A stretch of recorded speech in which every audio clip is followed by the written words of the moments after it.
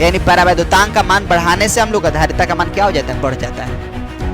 और एक और ऑब्जेक्टिव ये भी पूछ सकता है कि ये जो प्रश्न है उसमें सबसे पहले आप लोगों को क्या करना होता है, श्रेणी क्रम समानांतर क्रम का पहचान करना होता है। सर दोनों का मुंह एक साथ और दोनों का पूंछ एक साथ, जब कभी ऐसा होगा तो हम लोग पहचान जाएंगे ये समानांतर क्रम है। 20/9 माइक्रोफैराड आंसर होगा। यही तो लाजवाब बात था। यानी ढूंढिए और ढूंढ के लगाइए। नहीं बुझाया पीछे वीडियो जाइए, आगे आइए, पीछे जाइए, आगे और सीखिए। आप सभी लोगों का स्वागत है। आज से हम लोग चैप्टर 2 फिजिक्स में हम लोग ऑब्जेक्टिव सीखने वाले हैं।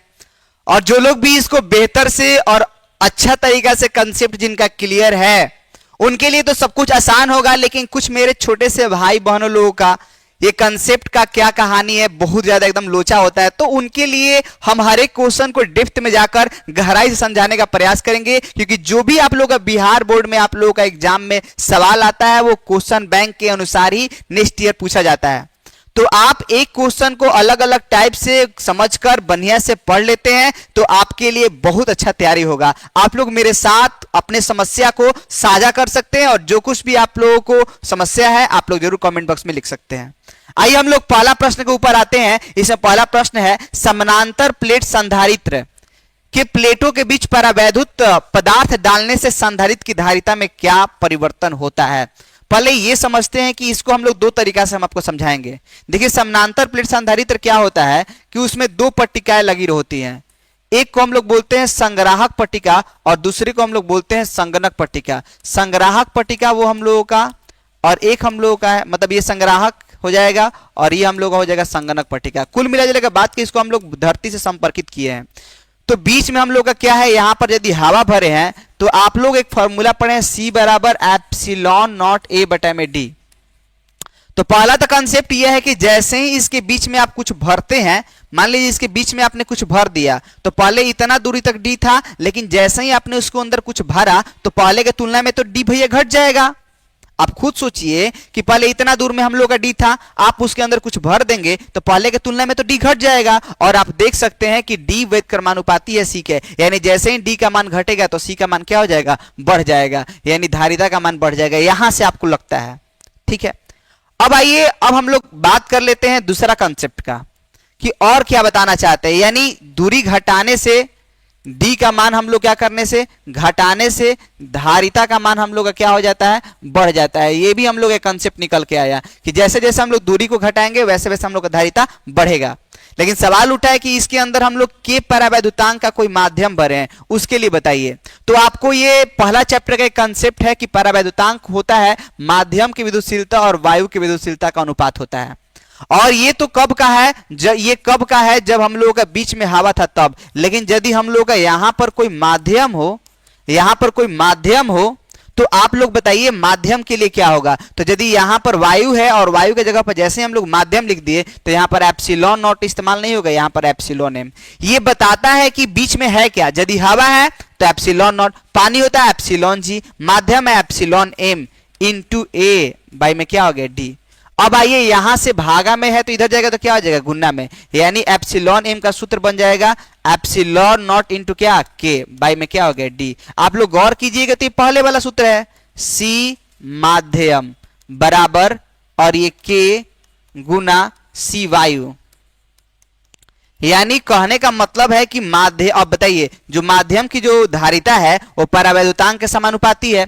यानी जैसे जैसे परावैद्युतांक का मान बढ़ा देंगे वैसे वैसे हम लोग का क्या होगा, माध्यम की जो धारिता है वो बढ़ जाएगा। यानी परावैद्युतांक का मान बढ़ाने से हम लोग का धारिता का मान क्या हो जाता है, बढ़ जाता है। और एक और ऑब्जेक्टिव ये भी पूछ सकता है कि मान लीजिए आपने ये सीखा C माध्यम आपने सीख लिया, अच्छा ये गुना में इधर आएगा तो क्या हो जाएगा, भागा में, यानी C वायु। आपसे ये भी पूछ सकता है कि बताइए माध्यम की धारिता और वायु की धारिता का अनुपात कितना होगा, K अनुपात 1। और ये भी पूछ सकता है वायु की धारिता ऊपर माध्यम की धारिता नीचे तो क्या हो जाएगा, 1 अनुपात K। देखिए क्वेश्चन आपका है। तो पहले हमने आपको बताया कि संधारित्र की धारिता C बराबर एप्सिलॉन नॉट A बटा में D होता है, यहां तक कोई दिक्कत नहीं है। अब हमने क्या किया कि जब हवा होगा और हवा की जगह पर कोई माध्यम रखेंगे एप्सिलॉन एम हो गया, बोले ठीक है ये भी सही है। और आप लोग जानते हैं कि K बराबर एप्सिलॉन एम बटा में एप्सिलॉन नॉट होता है, तो भागा में इधर जाएगा तो गुना में तो उसके जगह पर सूत्र रख देंगे। तो जैसे ही सूत्र रखे तो आपको अरे ये झलक जाएगा कि अरे तो पीछे वाला है, तो पीछे वाला रखेंगे तो K गुना क्या होगा, C वायु, यानी माध्यम की जो धारिता है वायु की धारिता के K गुना हो जाएगा, बोले ठीक है। अभी हम लोग का कंसेप्ट रेडी हो चुका है, यही हम लोग को गहराई से समझना था, सीखना था और जानना था। यानी परावैद्युतांक का मान यदि बढ़ेगा तो माध्यम की धारिता क्या होगा, बढ़ेगा। और एक और यहां से भी हम लोग जान चुके हैं कि जैसे ही रखते हैं तो डी का मान घटता है और डी का मान घटता है तो धारिता बढ़ता है। दोनों स्थितियों में हम लोग ये बात से प्रमाणित हो चुके हैं कि परावैद्युत रखने से हम लोग का क्या हो सकता है, मान बढ़ता है धारिता का। चलिए सीख गए, लेकिन उसमें आप लोगों को अलग अलग टाइप से कंसेप्ट भी सीखे, क्या क्या हो सकता है, क्या पॉसिबिलिटी हो सकता है। चलिए अब हम लोग आगे का प्रश्न देखते हैं। बोल रहे हैं कि चित्र में एक्स प्लेट पर आवेश, पहले तो याद रखिएगा कहां पर आपसे आवेश पूछा गया है। जहां पर आपसे आवेश पूछा गया, जहां पर आपसे आवेश पूछा गया तो पहले सी का फॉर्मूला होता है क्यू बटा में भी। आपसे आवेश पूछा है तो भाग में भी उधर जाएगा तो गुना में, यानी क्यू बराबर सी भी। और सी का वैल्यू तो सबके लिए सेम होगा, सी के लिए 2 माइक्रोफैराड ही होगा। लेकिन अब जो वोल्टेज है वो कहां पर पूछा है, एक्स, तो इधर से इधर घटाएंगे, 10 में से 20 घटाएंगे, ना कि 20 में से 10। यदि y पे पूछा होता तो 20 में से 10, यानी जहां पर पूछेगा उधर से वो घटाना होगा। तो कहां पूछा है, x पर, तो यहां पर 10 घटाओ क्या करना होगा, 20। अब देखिए, अब बोलिए तो 10 में से 20 गया -10 और -10 दूनी का कितना हो गया, 20, यानी -20 माइक्रो तो अपने जगह पर है। फैराडे जो होता है वो क्या होता है, कूलम प्रति वोल्ट होता है। फैराडे के लिए इसी को हम लोग बोलते हैं फैराडे, कूलम प्रति वोल्ट को फैराडे, और 1 वोल्ट यहां पर लगा होता है, वोल्ट से वोल्ट खत्म तो कूलम, तो हम डायरेक्टली लिख दे रहे हैं कूलम। माइक्रो तो अपने जगह पर है, ठीक है। फिर सुनिए, सी का वैल्यू रखे, वोल्टेज एक्स पर पूछ रहा है तो 10 में से 20 घटाएंगे, वाई पूछता तो 20 में से 10 घटाते हैं, और ठीक है। और 10 में से 20 घटाए कितना हो गया, 10 दूनी का 20, लेकिन यहां पर माइक्रो का माइक्रो लिखिए और फैराडे वोल्ट किसके बराबर होता है, कूलम के। बोले कैसे फैराडे वोल्ट किस कूलम के बराबर होता है, तो फैराडे मतलब होता है कूलम प्रति वोल्ट, और वोल्ट से वोल्ट खत्म हो गया, कूलम आ गया, ठीक है। तो आपका आंसर इसका कौन सा हो जाएगा, इसका आंसर क्या हो जाएगा, संधारित्र की धारिता क्या होता है, बढ़ता है, और इसका आंसर क्या हो जाएगा, इसका आंसर हो जाएगा -20 माइक्रोकूलम। आइए फिर आगे सवाल चलते हैं। ये इस टाइप का सवाल तो आप लोगों को हम बोले कि इतना ज्यादा आपको सीखना है, बहुत ज्यादा सीखना है, तो पहले इसका आज हम लोग कंसेप्ट रेडी कर लेते हैं कि सवाल कैसे पूछा जाएगा और कैसे हम लोग सॉल्व करेंगे। देखिए 2 बातें होती है, एक होता है श्रेणी क्रम संयोजन, एक होता है श्रेणी क्रम संयोजन, एक होता है समांतर क्रम या पार्श्व क्रम संयोजन। एक होता है श्रेणी क्रम संयोजन, एक होता है समांतर या पार्श्व क्रम संयोजन होता है। बोले ठीक है। श्रेणी क्रम संयोजन में संधारित्र इस प्रकार से होता है, पार्श्व क्रम या समानांतर क्रम में संधारित्र इस प्रकार से होता है, इस प्रकार से होता है। बोले ठीक है। अब आप लोग बताइए कि श्रेणी क्रम में मान लीजिए इसमें क्यू आवेश जा रहा होगा, तो जो इसमें जा रहा होगा वही तो आगे बढ़ेगा दोस्त। जो इसमें क्यू गया तो इसमें भी क्यू जाएगा, इसमें भी क्यू जाएगा। लेकिन यहां पर बात ये नहीं है, यहां पर यदि Q1 जा रहा है तो यहां पर Q2 जाएगा, यहां पर Q3 जाएगा। बोले ठीक है, क्योंकि आप खुद सोचिए कि मान लीजिए आप पानी लेकर आ रहे हैं, तो पानी जो इसमें जाएगा वो इसमें जाएगा, वो इसमें जाएगा। बोले ठीक है।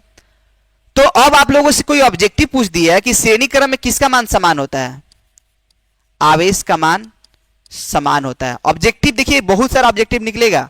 कोई पूछेगा कि समानांतर क्रम में क्या होता है, तो समानांतर क्रम में या पार्श्व क्रम में हम लोग का क्या होता है, आवेश का मान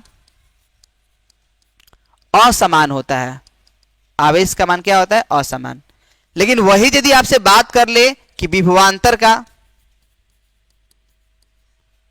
तो यदि आवेश उसमें समान है इसका मतलब उसमें विभवांतर क्या है, अलग अलग। ओहो, दोनों जगह विभवांतर लिख दिए। विभवांतर का मान क्या होगा, असमान। वोल्टेज, लेकिन जो वोल्टेज इसको मिलेगा वही वोल्टेज इसको भी मिल रहा होगा, वही वोल्टेज इसको। क्यों, क्योंकि तीनों का मुंह एक साथ और तीनों का पोछ एक साथ। ये पहचान करने का तरीका है।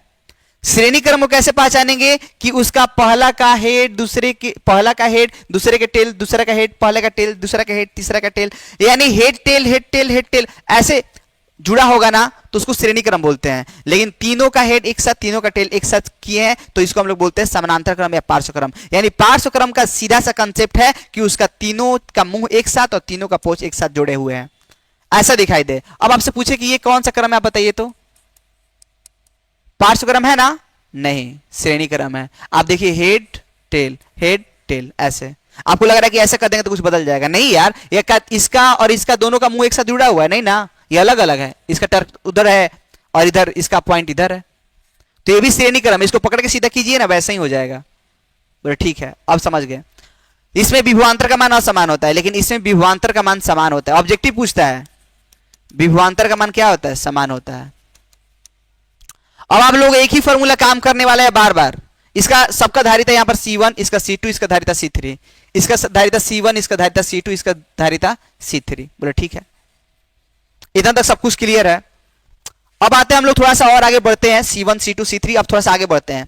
अब आपको क्या नहीं, अच्छा वोल्टेज तो आपको पता चल गया कि वोल्टेज यहां पर V1 होगा, यहां पर वोल्टेज V2 होगा, यहां पर वोल्टेज V3 होगा। अच्छा यहां पर वोल्टेज क्या होगा, यहां पर वोल्टेज सबके लिए क्या होगा, सेम होगा, क्योंकि समानांतर क्रम या पार्श्व क्रम में वोल्टेज का मान सेम होता है। बोले ठीक है। इसमें किसका मान असमान था, विभवांतर का मान, तो विभवांतर का मान असमान था, तो यहां पर विभवांतर को जोड़ेंगे, V बराबर V1 plus V2 plus V3। अच्छा इसमें किसका मान असमान था, इसमें आवेश का मान असमान था, इसलिए यहां पर किसको जोड़ेंगे, आवेश Q बराबर Q1 plus Q2 plus Q3। आप जो भी चाहें वो कर सकते हैं। इसमें किसका मान असमान था, इसमें विभवांतर का मान असमान था। जब विभवांतर का मान असमान है तो विभवांतर जोड़े, यहां पर आवेश का मान असमान है, आवेश को जोड़े। थोड़ा सा लेक्चरबाजी नहीं करते, थोड़ा सा थ्योरी देकर हम लोग क्वेश्चन पर आएंगे। आइए हम लोग, तो आप जानते हैं C बराबर होता है Q बाई में V, C बराबर होता है क्या, Q बाई में V। तो V का निकालना है तो भागा में भी इधर आएगा, सॉरी भागा का भी इधर आएगा और गुना के C इधर आएगा, तो V बराबर हो जाएगा V बराबर Q बाई में C, V बराबर Q बाई में C1, V बराबर Q बाई में C2, V बराबर Q बाई में C3। कॉमन क्या है Q, तो 1 बाई में C बराबर 1 बाई में C1 प्लस 1 बाई में C2 प्लस 1 बाई में क्या हो गया, C3। ऐसा हो गया। तो ये आप लोग सीख चुके हैं कि इतना हम लोगों का वैल्यू होता है, 1 बाई में C बराबर इतना होता है। बोले ठीक है, हम समझ चुके हैं कि 1 बाई में C बराबर 1 बाई में C1 प्लस 1 बाई में C2 प्लस 1 बाई में C3। अच्छा ये बताइए कि मान लीजिए सब जगह C C C ही हो, काश ऐसा भी होता, काश ऐसा भी होता कि सब जगह C C C होता, तो इसको हम लोग S मतलब होता है सीरीज, श्रेणी क्रम। तो 1 बाई में CS और मान लीजिए सब जगह C C C होता, 1 बाई में C, तो बताइए एलसीएम कितना होता, C 1 2 1 3, 1 बाई में CS। आपको तो CS चाहिए तो पलट देंगे, C बाई में कितना हो जाएगा 3। अच्छा 3 होता तो C बाई में 3, 4 होता तो C बाई 4, 5 होता C बाई में 5 और N होता तो CS बराबर C बाई में N होता। ये हम लोगों का थ्योरी है, ये हम लोगों का कंसेप्ट है। बोले ठीक है, मस्त है। अब हम लोग आगे बढ़ते हैं।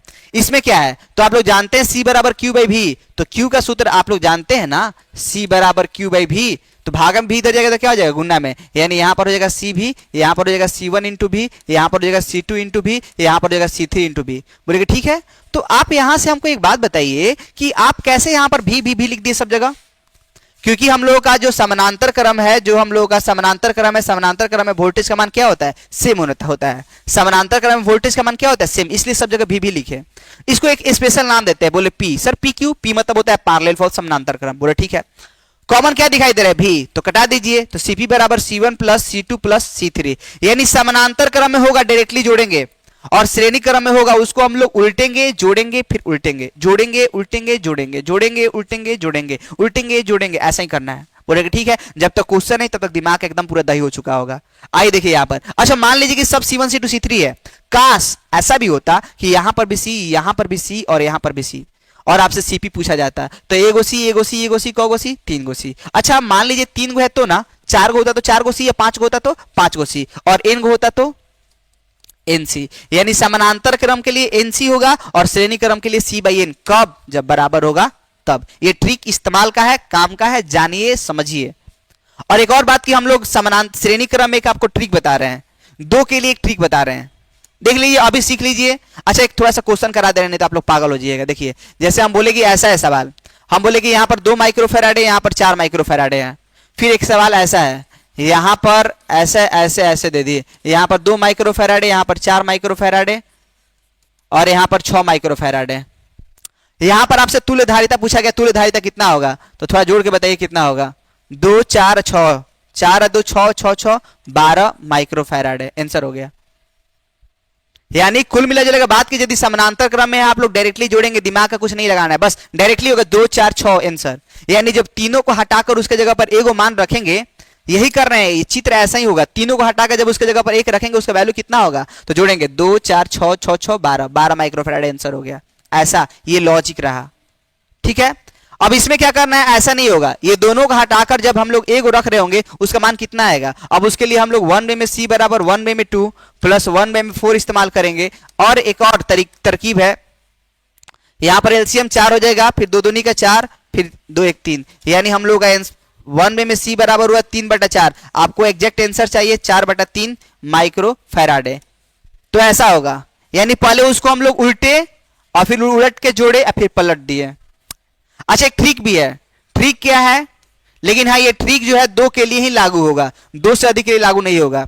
यानी यदि 2 के लिए क्या करना है, दोनों का गुना करना है और दोनों को जोड़ से भाग दे देना है। बोले ठीक है, ये दोनों का गुना किए 4 दूनी का 8, दोनों के जोड़ से भागा किए 4 और 2 6, तो इसको कटा दिए 2 चौका 8 2 3 4, यानी 4/3 माइक्रो फैराड आंसर। यानी 2 के लिए आप लोग क्या करेंगे, 2 भी होगा श्रेणी क्रम में, तो दोनों का गुना करके दोनों के जोड़ से भागा देंगे। बोले ठीक है, अब आइए हम लोग क्वेश्चन पर आते हैं, अब कैसे सॉल्व करना है। ये थ्योरी कंप्लीट हो चुका है। देखिए ये जो प्रश्न है उसमें सबसे पहले आप लोगों को क्या करना होता है, श्रेणी क्रम समानांतर क्रम का पहचान करना होता है। जो भी लगातार है, चाहे टेढ़ा में हो मोढ़ा में हो कैसा भी हो, जो भी लगातार है वो श्रेणी क्रम। आपसे बोले कि ये कैसा क्रम है बताइए, तो ये कैसा क्रम है बताइए, तो सर श्रेणी क्रम। अच्छा ये बताइए कैसा क्रम है, सर लग रहा है समानांतर। अरे पागल, ऐसा किया है तो इसको पकड़ के सीधा करेंगे तो ऐसा ही ना होगा, श्रेणी क्रम ही है। हम बोले कि ऐसा बताइए, ऐसा कौन सा क्रम है, श्रेणी क्रम ही है। अच्छा ये बताइए कि ये कौन सा क्रम है, तो बोले कि सर ये दोनों श्रेणी क्रम, ये दोनों लगातार है, लेकिन इसका पता नहीं है, वो पता बाद में चलता है। क्योंकि आप एक टॉर्च लेकर बोलेंगे पूरा दुनिया चले जाएंगे, लेकिन आप आगे बढ़िएगा तो ना।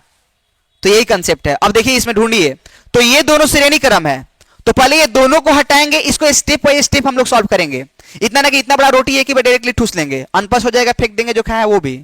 इसको हम लोग स्टेप वाइज जाएंगे। तो पहले जो जैसा है वैसा बनाते चलते हैं। देखिए यहां पर हम लोग का 4 था, बोले ठीक है, यहां पर हम लोग का 2 था, ठीक है, यहां पर हम लोग का 4 था। देखिए इतना किए 4 माइक्रोफैराडे, 4 माइक्रोफैराडे, यहां पर 2 माइक्रोफैराडे।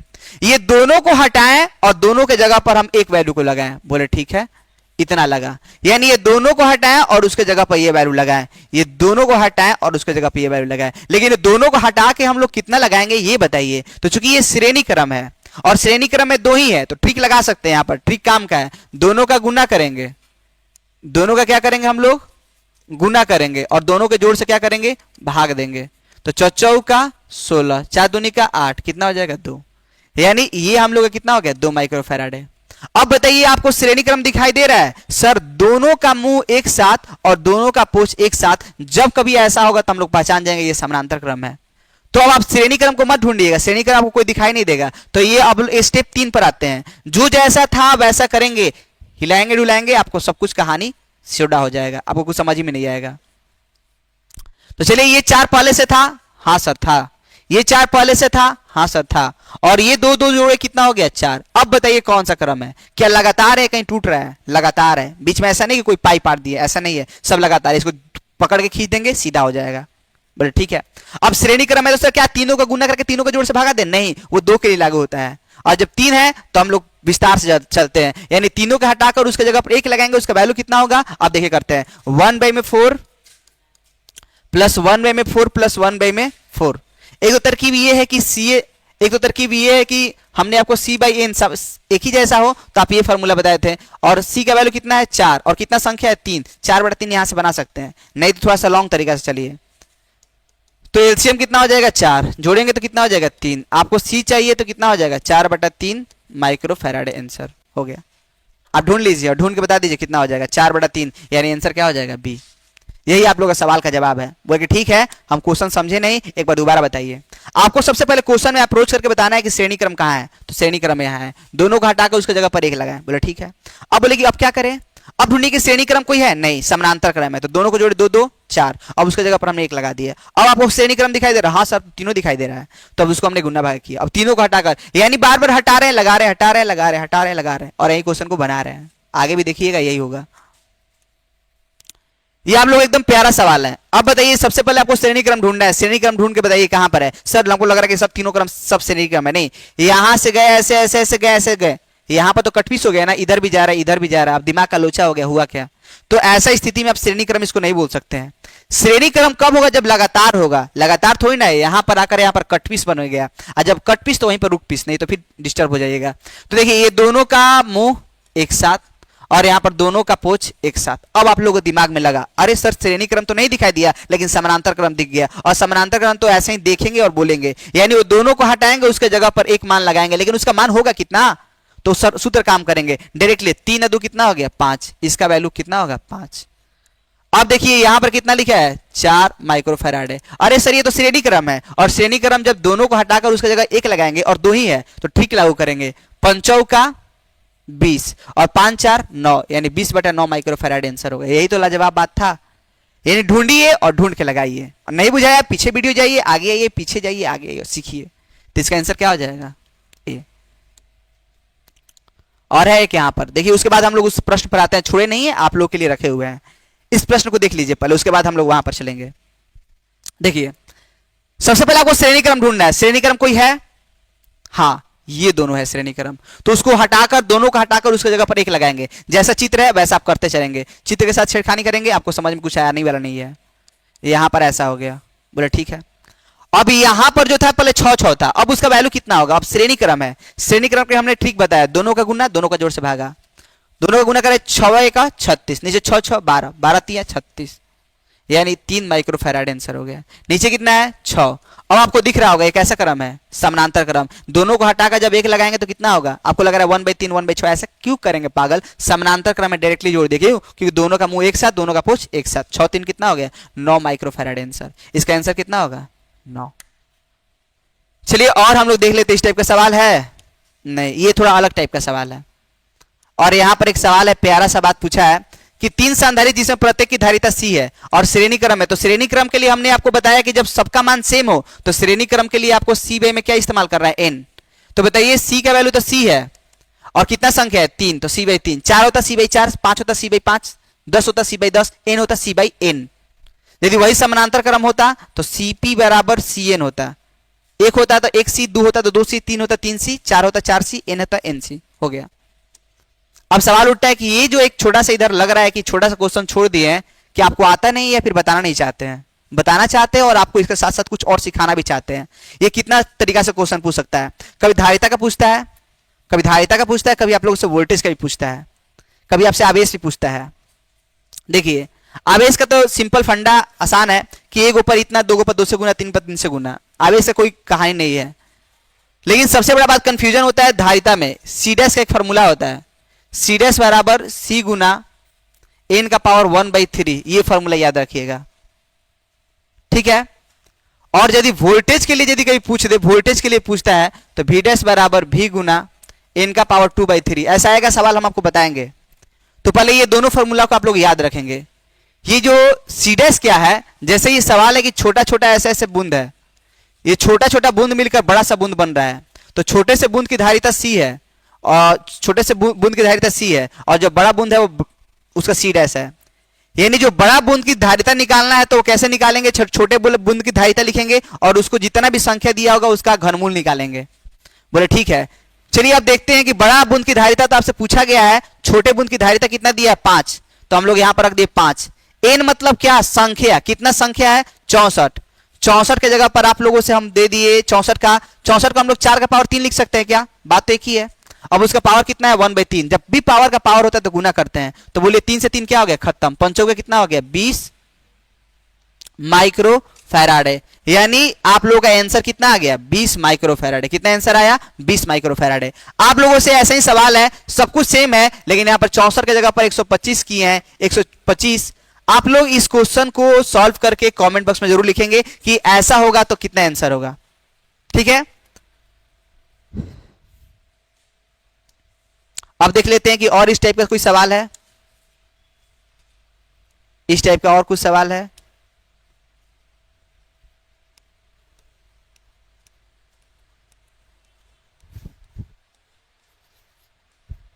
नहीं है। चलिए तो ठीक है, हम लोग नेक्स्ट वीडियो में और सारा क्वेश्चन को हम लोग करेंगे। तो आज के लिए इतना ही।